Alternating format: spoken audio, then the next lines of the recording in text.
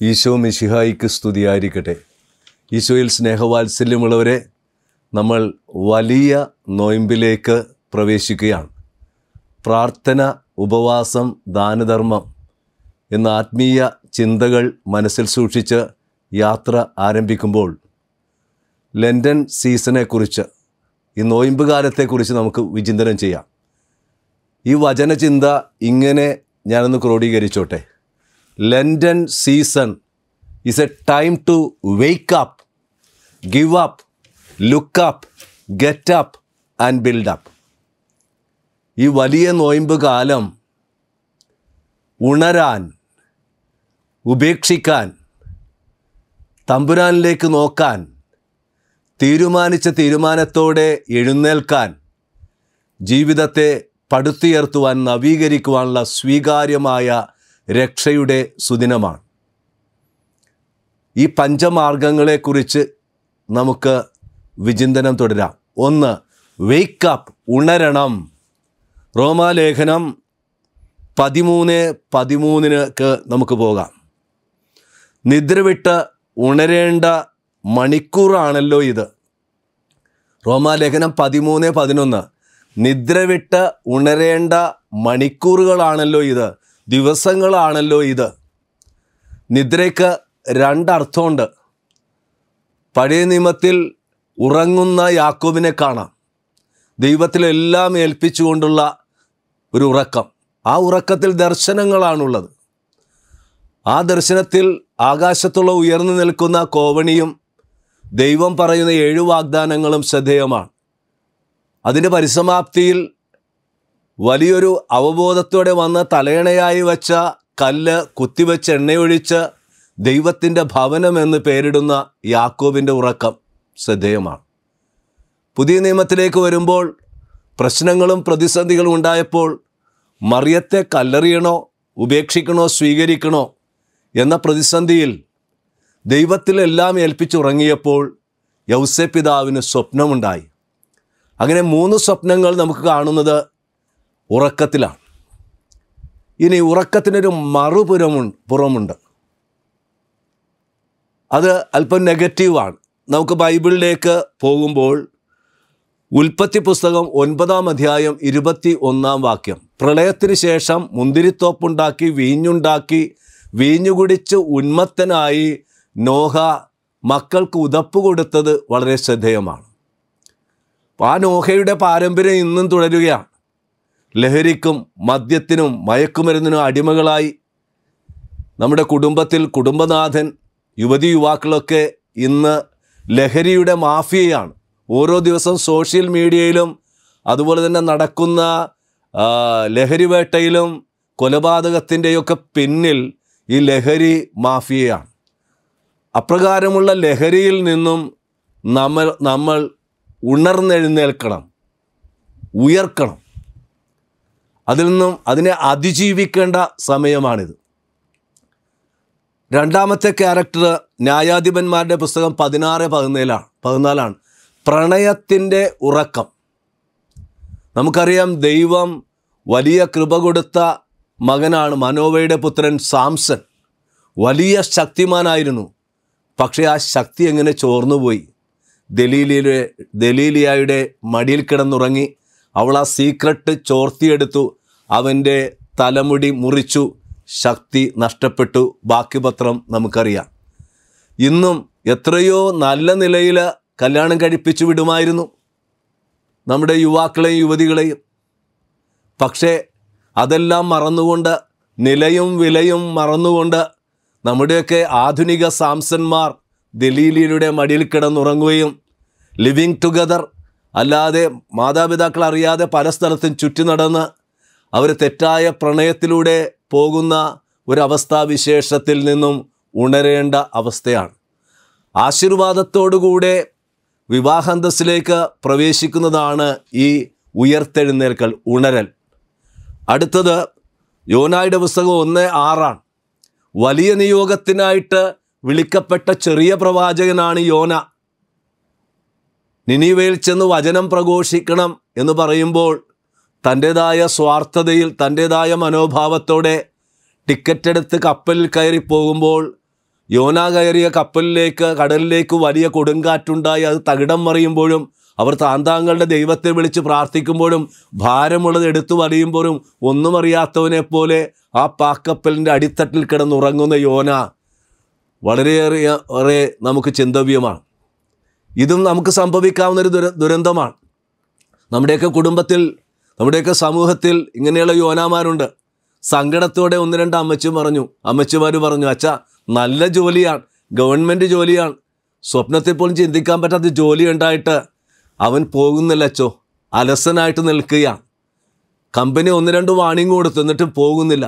നല്ല ജോലി ഉണ്ടായിട്ടും ഇങ്ങനെ അലസരായിട്ട് കിടന്നുറങ്ങുന്ന യുവാക്കളുണ്ട്, യുവതികളുണ്ട്, അതുപോലെ തന്നെ കുടുംബനാഥന്മാരുണ്ട്. ഇവിടെ ഇവരൊക്കെയാണ്, ഈ യോനായാണ് ഉയർത്തെഴുന്നേൽക്കണം. ഇങ്ങനെയുള്ള വ്യക്തികൾ ഉയർത്തെഴുന്നേൽക്കേണ്ട അവസരമാണ് വാസ്തവത്തിൽ ഈ വലിയ നോയമ്പ്. അടുത്ത കഥാപാത്രം മത്തായി 14:37 പത്രോസാണ്. പത്രോസ് എന്ന് പറയുന്ന കഥാപാത്രം ഇന്നും നമ്മിലുള്ള ഒരു ഈഗോയാണ്. ഇവരെല്ലാം ഉപേക്ഷിച്ചാലും ഞാൻ നിന്നെ ഉപേക്ഷിക്കില്ലെന്ന് പറയുന്ന പത്രോസ് തൻ്റെ ശക്തിയിൽ ആശ്രയിച്ച വ്യക്തിയാണ്. എന്തു സംഭവിച്ചു? വെറും ഒരു പരിചാരികയുടെ മുൻപിൽ തള്ളിപ്പറയുകയും ഗെത്സേമനിയിൽ ഒരു മണിക്കൂർ ഉണർന്നിരുന്ന് പ്രാർത്ഥിക്കാൻ കഴിയാതെ ഉറങ്ങിപ്പോകുന്ന പത്രോസ്, ആ ഉറക്കം അഹങ്കാരത്തിൻ്റെ ഉറക്കമാണ്. ഇനി മത്തായി 13:25 വരുമ്പോൾ അലസതയുടെ ഉറക്കത്തെ കാണാം. കർഷകൻ നല്ല വിത്ത് വിതറിയിട്ട് കിടന്നുറങ്ങിപ്പോയി, ശത്രുക്കൾ കളവിതറിയെന്ന് നമ്മൾ ഈ വചനത്തിൽ വായിക്കുന്നുണ്ട്. Lazy mind is the workshop of devil.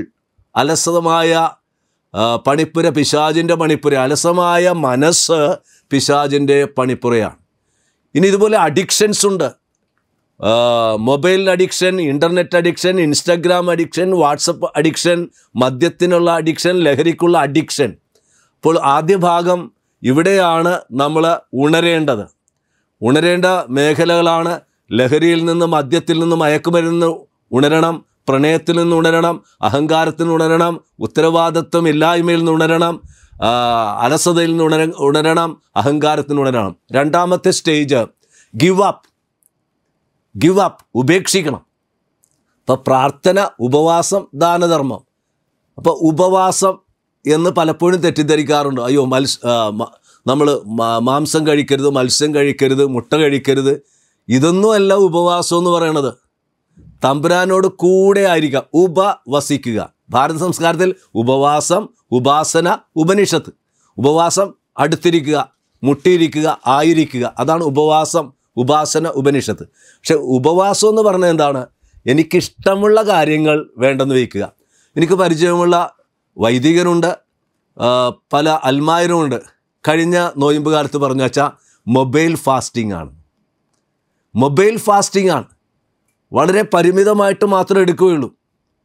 ഈ ദിവസങ്ങളിൽ പരീക്ഷ എഴുതുന്ന മാതാപിതാക്കൾ പറഞ്ഞു, അച്ഛാ അഡിക്റ്റാണ് അച്ഛാ, പരീക്ഷ എഴുതാൻ പോയപ്പോൾ ഇതിൽ തന്നെ നിൽക്കണേന്ന്.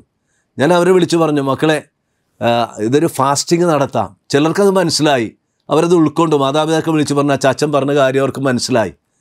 അപ്പം നമ്മൾ ഈ ഉപവാസം ഉപേക്ഷിക്കുക എന്ന് പറയുമ്പോൾ ഈ നോയമ്പ് കാലത്ത് ചെയ്യാവുന്നത് ചിലപ്പോൾ ലഹരിയാകാം, അല്ലെങ്കിൽ എനിക്കിഷ്ടപ്പെട്ട ചില കാര്യങ്ങളായിരിക്കാം. അത് മൊബൈലാകാം, അല്ലെങ്കിൽ മറ്റ് കോണ്ടാക്റ്റുകളാകാം, അല്ലെങ്കിൽ പ്രകൃതി വിരുദ്ധമായിട്ടുള്ള ചില പാപങ്ങളാകാം.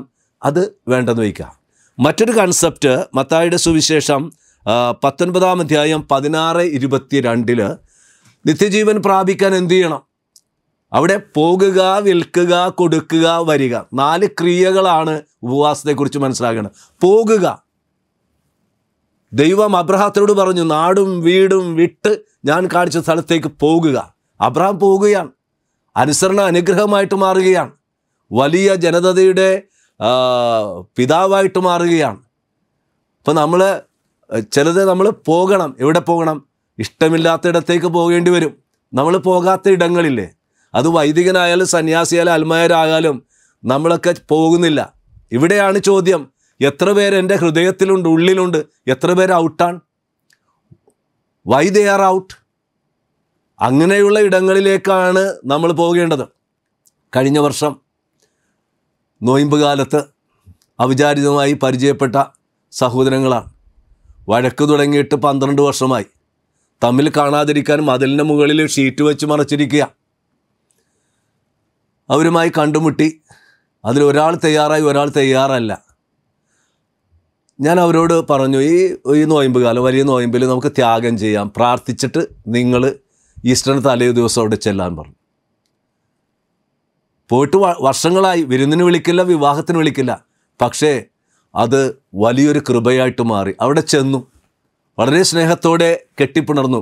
20 വർഷം കഴിഞ്ഞ ഏസാവും യാക്കോബും കണ്ടുമുട്ടിയതുപോലെയുള്ളൊരു വലിയ അനുഭവമാണ് അവർക്കുണ്ടായതെന്ന് ആ സഹോദരങ്ങൾ പങ്കുവച്ചു. അപ്പോൾ നമുക്ക് ചിന്തിക്കാം, ഈ നോയമ്പ് കാലത്ത് ആരുടെയൊക്കെ സമീപത്തേക്കാണ് നമ്മൾ പോകേണ്ടത്? പോകുക. വിൽക്കുക എന്ന് വെച്ചാൽ ഉപേക്ഷിക്കുക, വേണ്ടെന്ന് വയ്ക്കുക. അതാണ് വിൽക്കുക എന്ന് വെച്ചാൽ ഉപേക്ഷിക്കാൻ. ഞാൻ ഈ വാച്ച് ആർക്കെങ്കിലും കൊടുക്കുമ്പോൾ ഞാൻ ഉപേക്ഷിക്കുകയാണ്, വിൽക്കുകയാണ്. ഇനി കൊടുക്കുക എന്ന് പറയുമ്പോൾ ബൈബിളിൽ മത്തായി 25-ാം അധ്യായത്തിൽ വ്യക്തമായിട്ട് എഴുതി വെച്ചിട്ടുണ്ട്. കൊടുക്കുക, ജീവാംശം, സമയാംശം, സ്നേഹാംശം. പ്രായമായ എൻ്റെ അപ്പനും അമ്മയ്ക്കും, രോഗികളായ വ്യക്തികൾ, എൻ്റെ സുഹൃത്തുക്കൾ, അവരുടെ ചാരയെ പോയി ഇരിക്കുന്നത്, കുറച്ച് സമയം സ്പെൻഡ് ചെയ്യുന്നതാണ് വാസ്തവത്തിൽ ഈ കൊടുക്കൽ. ജീവാംശം, സമയാംശം, സ്നേഹാംശം. മെഡിക്കൽ ട്രസ്റ്റ് ആസ്പത്രിയിൽ കിടന്നിരുന്ന ഒരപ്പൻ, മക്കൾ കോവിഡാണ്, വരാൻ പറ്റിയിട്ടില്ല, അവർ ഗൾഫിലാണ്. അവർ വിളിച്ചു പറഞ്ഞ് രോഗീലേപനം കൊടുക്കണം. അവിടുത്തെ ഡോക്ടർ പറഞ്ഞാച്ചാൽ രോഗീലേപനമല്ല വേണ്ടത്, മക്കളുടെ സാന്നിധ്യമാണ്. ഞാൻ ചോദിച്ചു, അങ്ങനെയെങ്കിൽ എന്ത് ചെയ്യും? ഞാനൊരു മെഡിക്കൽ ലെറ്റർ ഡ്രാഫ്റ്റ് ചെയ്ത് തരാം. ഇമെയിൽ ചെയ്തു. ഒരാഴ്ചക്കുള്ളിൽ അവർ വന്നു. അപ്പൻ്റെ അടുക്കൽ വന്ന് ഇരുന്ന് കഴിഞ്ഞപ്പോൾ അപ്പന് മാറ്റം ഉണ്ടായി. ഇന്ന് ഓടി നടക്കണേ, പുലിയെപ്പോലെ ഓടി നടക്കണേ. അതാണ് വാസ്തവത്തിൽ.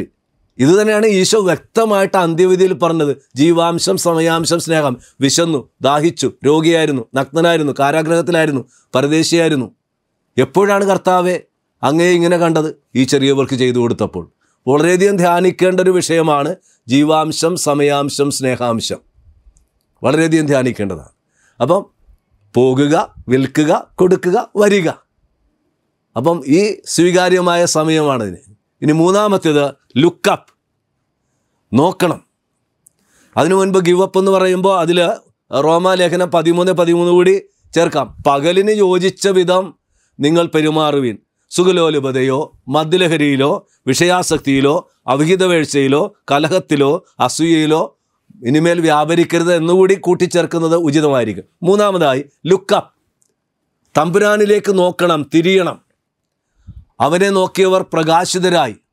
സങ്കീർത്തനം 121:1, പർവ്വതങ്ങളിലേക്ക് ഞാൻ കണ്ണുകൾ ഉയർത്തുന്നു, എനിക്ക് സഹായം എവിടെ നിന്ന് വരും? എനിക്ക് സഹായം കർത്താവിൽ നിന്നും വരും.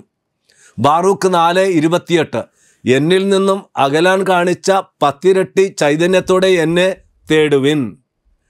ജോഷുവ 3:5, നിങ്ങളെ തന്നെ വിശുദ്ധീകരിക്കുവിൻ, നാളെ കർത്താവ് നിങ്ങളുടെ ഇടയിൽ അത്ഭുതങ്ങൾ പ്രവർത്തിക്കും. സുഭാഷിതം 28:13, പാപങ്ങൾ മറച്ചു വയ്ക്കരുത്, നിങ്ങൾക്ക് ഐശ്വര്യമുണ്ടാവുകയില്ല. അപ്പോൾ ലുക്കപ്പ് എന്ന് പറയുമ്പോൾ നമ്മൾ ദൂർദപുത്രൻ്റെ ഉപമയിൽ പന്നിക്കുഴിയിൽ കിടന്നുകൊണ്ട് പിതാവിലേക്കുള്ളൊരു നോട്ടമുണ്ട്.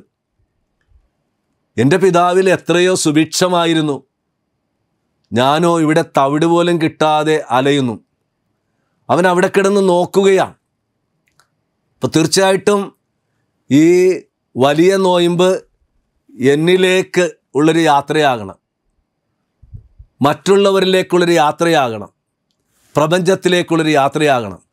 ഞാൻ ആരാണ്, എന്താണ്, എവിടെയാണെന്ന് ഒരു ആത്മശോധന. ഹൂ ആമായി, വേറാമായി, വാട്ടാമായി. ഇത് വളരെയധികം ചിന്തിക്കേണ്ട ഒരു കാര്യമാണ്. പിന്നെ മറ്റുള്ളവരുമായിട്ടുള്ള ബന്ധം. അപ്പോൾ നമ്മൾ തമ്പുരാനിലേക്ക് നോക്കിക്കഴിഞ്ഞാൽ നമ്മൾ തീർച്ചയായിട്ടും ആ നോട്ടം, ഈ പത്രോസിനെ കർത്താവ് നോക്കി, ആ നോട്ടം മതിയായിരുന്നു. പത്രോസ് മനംതൊന്ന് കരഞ്ഞു, പൊട്ടിക്കരഞ്ഞു, ഉള്ളിരുകി കരഞ്ഞു എന്ന് നമ്മൾ ബൈബിളിൽ വായിക്കുന്നുണ്ട്. ആ നോട്ടം ഒരു മാനസാന്തരത്തിൻ്റെ നോട്ടമാണ്. ആ നോട്ടത്തിലാണ് 4ാമത്തെ സ്റ്റേജിലേക്ക് നമ്മൾ കടന്നു വരേണ്ടത്. ഗെറ്റ് അപ്പ്, എഴുന്നേൽക്കണം. വെറുതെ എഴുന്നേൽക്കല്ല, തീരുമാനിച്ച തീരുമാനത്തോടെ നമുക്ക് എഴുന്നേൽക്കണം. ഇത് അമ്മ തെരേസയുടെ വാക്കാണ്. A determination for a better life, a decisive decision for a better life. അപ്പോൾ നമ്മൾ എഴുന്നേൽക്കണം. ലൂക്ക 15:18 ഞാൻ എഴുന്നേൽക്കും, ഞാൻ പോകും. പാപം എന്ന് പറയുന്നത് 7 പടിയിറക്കമാണ്. സ്വന്തം ഇഷ്ടം, സ്വാർത്ഥത, സുഖലോലുപത, ഒറ്റപ്പെടൽ, ആത്മീയ പാപ്പരത്വം, ആത്മീയ അധപ്പതനം, ആത്മനാശം. 7 സ്റ്റെപ്പാണ്. Self will, selfishness, separation, sensuality, spiritual starvation, spiritual destruction, spiritual annihilation. ഇവിടെ നിന്നുമാണ് എഴുന്നേൽക്കേണ്ടത്. സുബോധമുണ്ടായി, ബൈബിളിലെ വാക്യമാണ്. സുബോധമുണ്ടായി, അവയർനെസ് ഉണ്ടായി. അപ്പം സ്വയാവബോധത്തിൽ നിന്നാണ് തീരുമാനം ഉണ്ടാകുന്നത്. ഞാൻ എഴുന്നേൽക്കും. അവിടെ അനുതാപമുണ്ട്. അപ്പം അനുതാപത്തോടെ, സ്വയാവബോധത്തോടെ എഴുന്നേൽക്കുന്നു, പോകുന്നു, കണ്ടുമുട്ടുന്നു, അനുരഞ്ജനപ്പെടുന്നു. എന്നിട്ട് അവിടെ നടക്കുന്ന എന്താണ്? ആ ദൂർത്തപുത്രനെ അപ്പൻ കെട്ടിപ്പുണർന്ന് അവന് 4 സമ്മാനങ്ങൾ കൊടുക്കുന്നുണ്ട്. അവന് പാദരക്ഷ കൊടുത്തു, മോതിരം കൊടുത്തു, വസ്ത്രം കൊടുത്തു, വിരുന്നൊരുക്കി. എഴുന്നേൽക്കാനുള്ള സഭയുടെ വിളിയാണ് ഈ വലിയ നോയമ്പുകാലം. തീരുമാനിച്ച തീരുമാനത്തോടെ എന്നിലുള്ള പഴയ മനുഷ്യനെ ഉരിഞ്ഞുമാറ്റി പുതിയ വ്യക്തിയെ ധരിക്കുവാനുള്ള അവസരമാണ് ഈ നോയമ്പുകാലം. നമുക്ക് ബൈബിളിലേക്ക് കടന്നു ചെന്നാൽ അപ്രകാരം നല്ല തീരുമാനത്തോടെ എഴുന്നേറ്റ ഒത്തിരി വ്യക്തികളെ കാണാൻ സാധിക്കും. ലൂക്കായുടെ സുവിശേഷം 19-ാം അധ്യായം മനോഹരമായ ഉദാഹരണമാണ്. സഖ്യവൂസ്. സഖ്യവൂസ് എന്ന വാക്കിൻ്റെ അർത്ഥം നിഷ്കളങ്കൻ, നീതിമാൻ, ധർമ്മിഷ്ഠൻ. അവൻ്റെ പൊക്കം കുറവെന്ന് പറയുന്നത് ഇത് 3 കളഞ്ഞു കുളിച്ചതാണ്. എങ്കിലും അവൻ്റെ ജീവിതത്തിലൊരു വലിയ നോയമ്പായിരുന്നു. അവൻ മുൻപേ ഓടി സിക്കമുർ മരത്തിൽ കാത്തിരുന്നു. ജനിക്കുന്നതിന് മുൻപ് തന്നെ അറിയുകയും പേര് ചൊല്ലി വിളിക്കുകയും ചെയ്ത കർത്താവ് അവനൊരു സർപ്രൈസ് ആയിട്ടുള്ള വിളിയാണ് കൊടുത്തത്. വന്നിട്ട് പറഞ്ഞു, സഖ്യവൂസ് താഴെ ഇറങ്ങി. അതിൻ്റെ അർത്ഥം എന്താണ്? പേരിട്ടാൽ പോരെ, പെരുമാറ്റം ശരിയാവണം. അവൻ താഴെ ഇറങ്ങി ഈശോയെ സ്വാഗതം ചെയ്തു.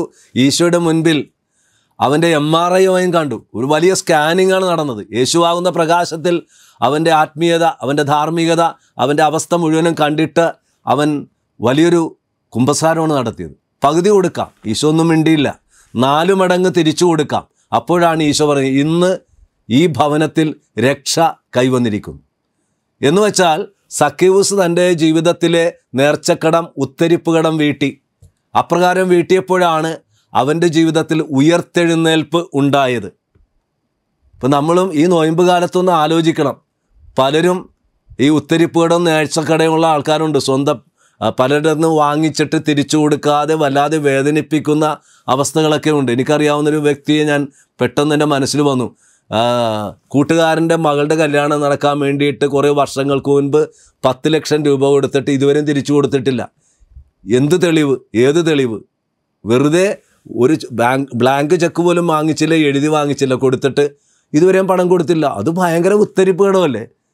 ഒരു പ്രത്യേക ക്രിട്ടിക്കൽ സമയത്ത് ഒരു ബന്ധമില്ലാത്തൊരു വ്യക്തി 10 ലക്ഷം രൂപ എടുത്ത് കൊടുത്തിട്ട് ഇത്രയും വർഷമായിട്ട് തിരിച്ചു കൊടുക്കാത്തത് വലിയ ഉത്തരിപ്പ് കടമാണ്. ക്രിസ്ത്യാനിയാണ്. അങ്ങനെയുള്ള കാര്യങ്ങൾ എന്നെ ശ്രവിക്കുന്ന പലർക്കും തോന്നും, തീർച്ചയായിട്ടും അത് ചെയ്തേ പറ്റൂ, ഉത്തരിപ്പട ഉത്തരിച്ചേ പറ്റുള്ളൂ. അതാണ് ഈ എഴുന്നേൽക്കണമെന്ന് പറഞ്ഞത്. ഇനി അതുപോലെ തന്നെ നമുക്ക് മനസ്സിലാവുന്നത് എഫേസുകാർക്ക് എഴുതിയ ലേഖനം 4:22 നിന്നിലെ പഴയ മനുഷ്യനെ ഉരിഞ്ഞുമാറ്റി പുതിയ വ്യക്തിയെ ധരിക്കണം. ഇപ്പോൾ സമറിയാക്കാരിയെ എടുക്ക്. ഇപ്പോൾ സഖ്യവൂസിനെ കുറിച്ച് പറയുമ്പോൾ ഞാൻ ഇങ്ങനെ ഒന്ന് ഇടും, ഇന്നും ഈ നോയമ്പ് കാലത്ത് നമ്മൾ കയറേണ്ട സിക്കമുർ മരമാണ് കുമ്പസാരക്കൂട്. മറ്റൊരു ഭാഷ്യത്തിൽ ഇന്നും നമ്മൾ സമീപിക്കേണ്ട യാക്കോബിൻ്റെ കിണറാണ് കുമ്പസാരക്കൂട്. സമറിയാക്കാരി അവിടെ വരുന്നു. കർത്താവ് അവൾ ആരാണെന്ന് വളരെ സ്പഷ്ടമായിട്ട് മനസ്സിലാക്കിയിട്ടാണ് പോയി ഭർത്താവിനെ വിളിച്ചുകൊണ്ട് വാ എന്ന് പറയുമ്പോൾ കള്ളക്കുമ്പസാരം നടത്തി. നിനക്ക് 5 ഭർത്താക്കന്മാരുണ്ടായിരുന്നു, ഇപ്പോഴുള്ള നിൻ്റെ ഭർത്താവല്ല എന്ന് പറയുമ്പോൾ അവൾക്ക് വലിയൊരു ബോധ്യമുണ്ടായി. 5 ഭർത്താക്കന്മാരെന്ന് പറഞ്ഞാൽ 5 ഇന്ദ്രിയങ്ങളാണ്. ഇപ്പോഴത്തെ ഭർത്താവ് മനസാക്ഷിയില്ലായ്മയാണ്. നമ്മൾ ധ്യാനിക്കേണ്ട ഒരു വിഷയമാണ്. നോയമ്പ് കാലത്ത് 5 ഇന്ദ്രിയങ്ങളെക്കുറിച്ച് ധ്യാനിക്കണം, മനസാക്ഷിയെക്കുറിച്ച് ധ്യാനിച്ചിട്ട് നമ്മൾ നല്ല കുമ്പസാരം നടത്തണം. അതാണ് ഗെറ്റിംഗ് അപ്പ്. പാപിനിയായ സ്ത്രീ പാപം ചെയ്യാത്തവർക്ക് കല്ലെറിയട്ടെന്ന് പറഞ്ഞപ്പോൾ സ്ത്രീ ക്ഷേത്രമാണ്, സത്രമല്ല. ഒരു ക്ഷേത്ര സംസ്കാരം ഈശോ പഠിപ്പിച്ചാണ്. അവൾക്കത് മനസ്സിലായി. എൻ്റെ ശരീരം പരിശുദ്ധാത്മാവിൻ്റെ ആലയമാണെന്നുള്ള ബോധ്യം, സുബോധം ഉണ്ടായിക്കഴിഞ്ഞപ്പോൾ അവൾ ആരായി മാറി? വിശുദ്ധ മറിയം മഗ്ദലന. അവൾക്കല്ലേ കർത്താവ് പ്രത്യക്ഷപ്പെട്ടത്? അവൾ അപ്പോസ്തലന്മാരുടെ അപ്പോസ്തലയായി മാറിയില്ലേ? കള്ളൻ്റെ കാര്യം അത് തന്നെയല്ലേ? അവനെ നല്ല കള്ളൻ എന്നല്ലേ സഭ ഇന്നും വിശേഷിപ്പിക്കുന്നത്. അപ്പോൾ നമുക്ക് എഴുന്നേൽക്കാം. അവസാനമായി ബിൽഡപ്പ്, പണിതുയർത്തണം. ജൂബിലി വർഷമാണ്. ജൂബിലിയുമായി ബന്ധപ്പെട്ട് ഞാൻ സൂചിപ്പിക്കുകയുണ്ടായി, നമുക്ക് ഈ നൊയമ്പ് കാലത്ത് എന്തുകൊണ്ട് എല്ലാ ദിവസവും ഒരാളെങ്കിലും ദേവാലയത്തിൽ പോയി കുർബാന അർപ്പിച്ചുകൂടാ? ഏറ്റവും പ്രധാനപ്പെട്ടത് പരിശുദ്ധ കുർബാനയാണ്. ഒന്നെങ്കിൽ ഓൺലൈനിൽ, അല്ലെങ്കിൽ ഒരാളെങ്കിലും കുടുംബത്തിന് വേണ്ടി എല്ലാ ദിവസവും പോയി ബലിയർപ്പിക്കട്ടെ. 2, ജപമാല മുടക്കരുത്, അല്ലെങ്കിൽ കുരിശിൻ്റെ വഴി മുടക്കരുത്. ജപമാല അല്ലെങ്കിൽ കുരിശിൻ്റെ വഴി ദിവസവും നമ്മുടെ വീട്ടിൽ ചൊല്ലുന്നത് ഉചിതമായിരിക്കും. 3-മതായി വചനപാരായണം. ജൂബിലിയെക്കുറിച്ച് പറഞ്ഞപ്പോൾ പാപ്പ ഉദ്ദേശിച്ച വചനപാരായണം ഉൽപ്പത്തി തുടങ്ങി വെളിപാട് വരെ, അത് ഈ നോയമ്പ് കാലത്ത് മാത്രമല്ല, ഈ വർഷാവസാനം വരെ നമുക്ക് നടത്താനായിട്ട് പരിശ്രമിക്കാം. കേട്ട കാര്യങ്ങളൊന്ന് ക്രോഡീകരിച്ചോട്ടെ. Lenten season is a time to wake up, give up, look up, get up and build up. വലിയ നോയമ്പ് ഉണരാൻ, ഉപേക്ഷിക്കാൻ, തമ്പുരാനിലേക്ക് നോക്കാൻ, എഴുന്നേൽക്കാൻ, ജീവിതത്തെ നവീകരിക്കുവാനുള്ള അവസരമാണ്. അതിൻ്റെ പഞ്ചമാർഗങ്ങളാണ്: ഉണരണം, ഉപേക്ഷിക്കണം, തമ്പുരാനിലേക്ക് തിരിയണം, തീരുമാനിച്ച തീരുമാനത്തോടെ എഴുന്നേൽക്കണം. ദിവ്യകാരുണ്യ ഭക്തി, മരിയഭക്തി, വചനഭക്തി വഴി നമുക്ക് ഒരു ജീവിത നവീകരണം ഉണ്ടാവട്ടെ എന്ന് ആശംസിക്കുന്നു. എല്ലാവർക്കും നല്ല ഒരു നോയമ്പ് കാലം നേരുന്നു. ഈശോ മിശിഹായിക്ക് സ്തുതിയായിരിക്കട്ടെ.